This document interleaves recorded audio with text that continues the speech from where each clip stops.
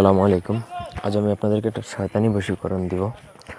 সর্বপ্রথম বলে রাখি, শয়তানি বশীকরণ যদি আপনি করেন, শয়তানের যদি হেল্প বা সহায়তা নেন, তাহলে আপনি যদি মুসলিম হয়ে থাকেন, মুমিন হয়ে থাকেন, আপনার ঈমান থাকবে না এতটুকু নিশ্চিত, আপনি কাফের হয়ে যাবেন।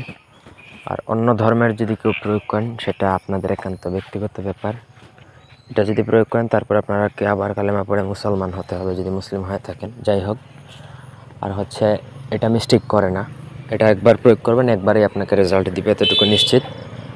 তো পুরো ভিডিওটা শেষ পর্যন্ত দেখবেন। আমার চ্যানেলটা সাবস্ক্রাইব করবেন, লাইক কমেন্ট শেয়ার করবেন। ব্যক্তিগত যে কোনো প্রয়োজন বা যে কোনো কাজের জন্য স্ক্রিনে দেওয়া নাম্বারে সরাসরি ফোনে বা হোয়াটসঅ্যাপে যোগাযোগ করে যে কোনো কাজ করাতে পারবেন, দেশে বা দেশের বাইরে থেকে। ইয়া ইবলিশু ইয়া মান্তিসু, দুইটা ইবলিশের যেই নাম, সেই নামগুলো দিয়ে মূলত হচ্ছে কাজ। আপনি যাকে বশীভূত করবেন, এটা দ্বারা পৃথিবীর সকলকে আপনি চাইলে আপনার কন্ট্রোলে আনতে পারবেন।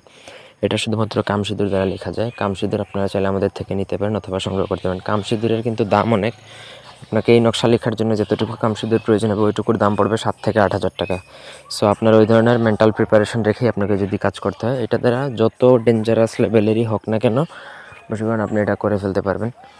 তো এটা আপনার প্রথমে তো হচ্ছে ভোজপাতার মধ্যে এই নাম লিখবেন, ইয়া ইবলিশু ইয়া মান্তিসু।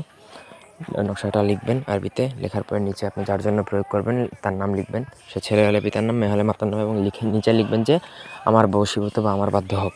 তারপর ইয়া ইবলিশু ইয়া মান্তিসু 141 বার পরে 7টা ফু দিবেন ওই নকশাটার উপর। তারপর নকশাটা আপনি মাদুলিতে ভরে ভারী কোনো পাথরের নিচে চাপা দিয়ে দিবেন। 3 দিন পাথরের নিচে রাখবেন, এরপরে আর কিছু করার দরকার নেই। 3 দিন রাখলেই কাজ হবে। এটা 100তে 100। ধন্যবাদ সবাইকে।